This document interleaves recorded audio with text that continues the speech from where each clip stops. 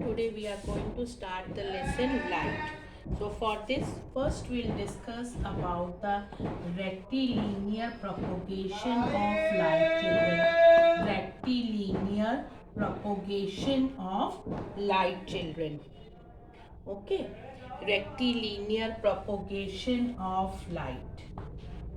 Propagation of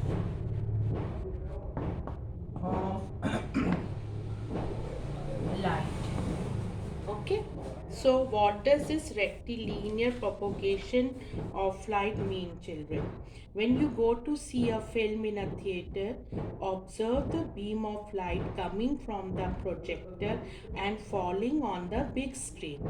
Does the beam take a straight path or a curved path to the screen, children? Okay. Then children, you can see shine a torch in the dark. Does the beam of light appear to take a straight path or curved path? So children, you will come to know that all these experiments will verify that light travels in straight line. Light travels in a straight line. So what it is known as? This is known as rectilinear propagation of light, children. Now let us discuss about the reflection of light. Now refraction of light. The bouncing of light from a surface is known as a reflection of light, children. An object with a smooth and shiny surface such as mirror or a polished metal surface reflects more light than an object with a dull surface such as book or ball, children. When you use a mirror to shine sunlight on the wall, we use the property that a plane mirror reflects most of the light falling on it. Okay, and by turning the mirror, we can reflect light in different directions, children. So, now we will discuss about the angle of incidence, angle of reflection, children. This is normal, this is incident ray, this is reflected ray, this is angle of incidence, this is angle of reflection, children. If we say O,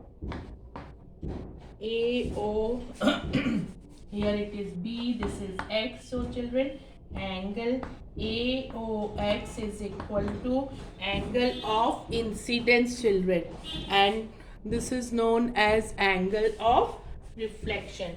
Angle of incidence, and this one, children, angle BOX is equal to angle of reflection, children. So children, refracted ray, we can say that the reflected ray leaves the mirror at the same angle at which the incident ray strikes. So angle of incidence is equal to angle of reflection. Images can be seen on surfaces that reflect most of the light falling on them. Okay, now we will discuss about the real and virtual images. Real and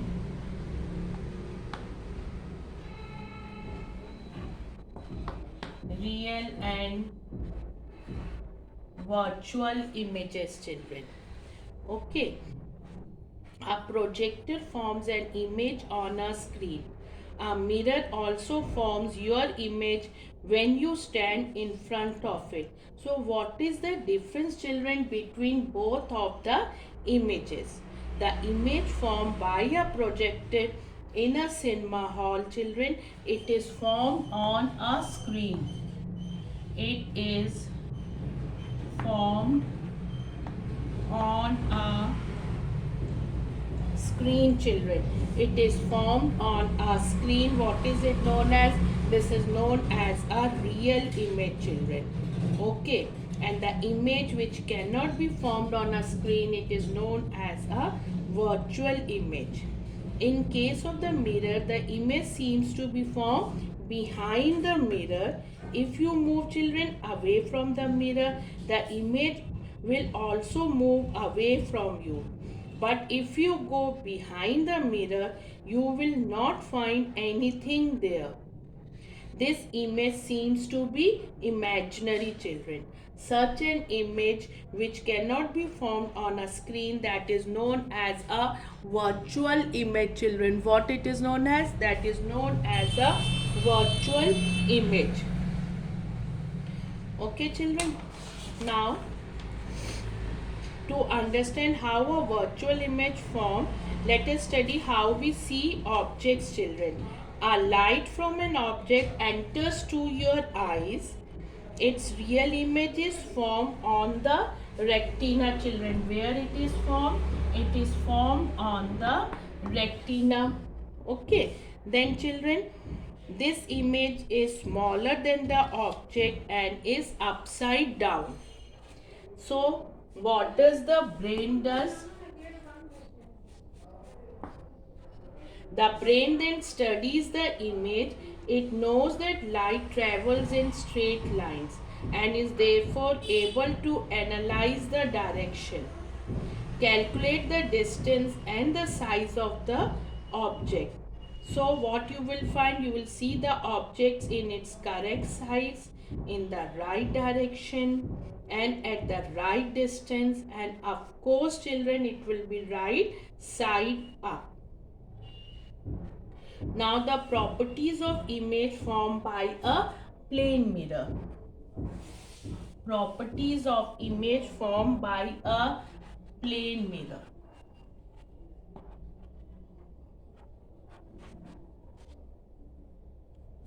The image formed by plane mirror is, children, virtual, erect.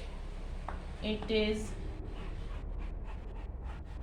virtual, children, and it is erect, of the same size,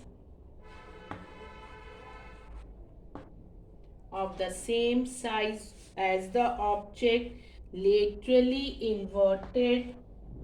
It is laterally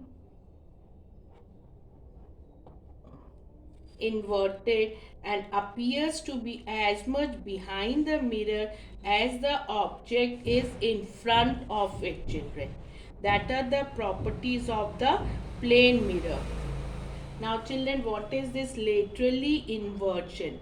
In the image formed by a plane mirror, there is an interchange of left and right. This is called lateral inversion and is an important property of image formed by a plane mirror, children. Now we will discuss the spherical mirrors, children. What we are going to discuss, it is, children, spherical mirrors. Okay. Now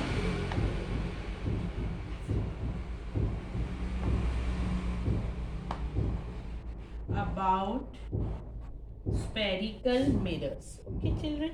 Now in the case of spherical mirror, it is concave mirror and convex mirror.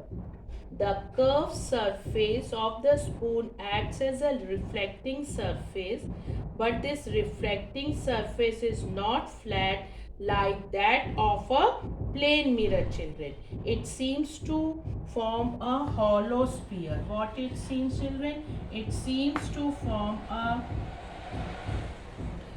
a hollow sphere. A spherical mirror can be thought of as a part of a hollow sphere. The reflecting surface of a spherical mirror can be either the outside or inside. Either outside or inside, children, of the curved surface. If the reflecting surface is on the inside, then such a mirror is known as a concave mirror. If the reflecting surface is on the outside, that is known as a convex mirror. Okay, children. Now,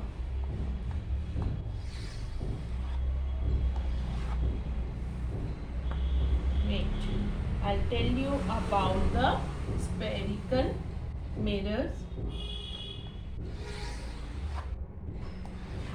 Now, fine, children. This is a pole. This is principal axis. Okay, children. And this is the reflecting side. Reflecting. This is, children, reflecting side. What it is? This is a reflecting side. Okay. Then what happens? This is a principal axis, children. Okay. The center of the sphere of which the mirror forms a part is called the center of curvature. This is C, center of curvature. The radius of the sphere of which the mirror forms a part is known as a radius of curvature. Now the center of a mirror is called the pole, children. Okay, then the line passing through the center of curvature of the mirror and the pole is called principal axis of the mirror. It is perpendicular to the mirror of the pole. So this one is, children, reflecting surface of a concave mirror. What it is, children? This is a reflecting surface of a concave mirror. Now, if it is this way, children, then it is a reflecting surface of a convex mirror is on the outside, children. Now, about the principal focus, we will discuss about the principal focus. Principal focus, children. Principal focus. Now about the principal focus, children. What it is? Principal focus, the point of the concave mirror. What happens, children, if you have taken the spot on the paper? If you have taken a concave mirror, allow sunlight to fall on it. These rays come from a great distance and are therefore parallel to each other. What happens, children? They are parallel to each other. They are parallel to each other. This is concave mirror, children. Adjust the distance between the mirror and paper till you get a bright spot on the paper. Be careful, the paper may start burning at the point. Now, these rays from a distance and are therefore parallel to each other. Allow the reflected light to fall on a sheet of paper. The spot on the paper is actually the image of the sun formed by the mirror. It is therefore a real image. What is it, children? That is a real image. So what do we call this point, children? This is known as a principal focus, and these are the rays of sunlight. All rays parallel to the principal axis meet or converge to this point after reflection. The distance of the focus from the pole of the mirror is the focal length. What is it, children? That is focal length of the mirror. Okay, children. Now, if you in a convex mirror, it forms a virtual image of the sun. The image of the sun in the convex mirror, but it cannot be formed on a screen.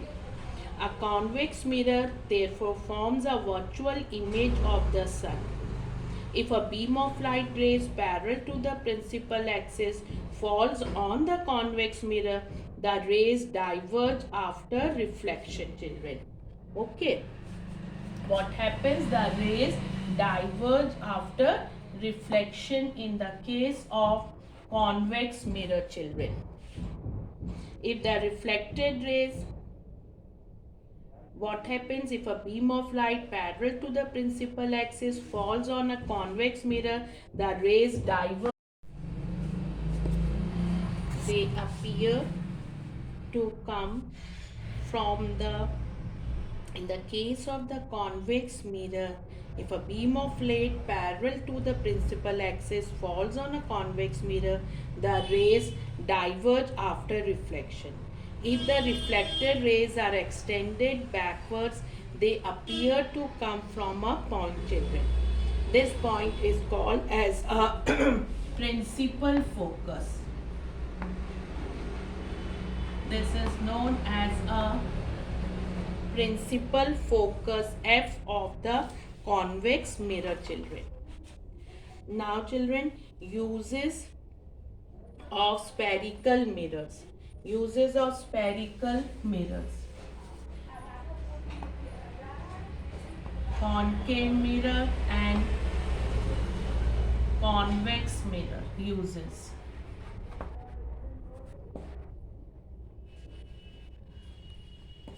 Okay, children. Then what are their uses, children? A concave mirror focuses sunlight at its focus. The point therefore becomes very hot. This principle is utilized to convert solar energy into heat, children. Solar energy into heat, children. The heat generated can then be used to cook food or to boil water to generate steam, which can be used to generate electricity. Concave mirrors are used in torches and car headlights to reflect the light of the bulb to form a powerful beam of light. Then, children, about the convex mirror. Convex mirrors are used as rear view mirrors in vehicles. Since a convex mirror forms smaller images of objects, it can be used to view a much larger area than would be possible with a plain mirror. Then, children, differences between images formed by plane, concave, and convex mirror. Okay. Then about the nature of image, real or virtual. In the plane mirror, it is, children, always virtual. In concave mirror, virtual when the object is between F and P. Real for all other positions. In the convex mirror, children, it is always virtual. Nature of image, is it erect or inverted? In the plane mirror, it is always erect, children, and in convex mirror also it is always erect. But in concave mirror, erect when object is between F and P, inverted for all other positions of object, children. Fine, children. So we have discussed that a convex mirror always forms a virtual erect image smaller than the object. A concave mirror can form a real or virtual image depending on the distance of the object from the mirror. The size of the image also depends on the distance of the object from the mirror, children. Now the new words converge, to come together, children. diverge to move away from each other, real image that can be formed on a screen, virtual image that cannot be formed on a screen.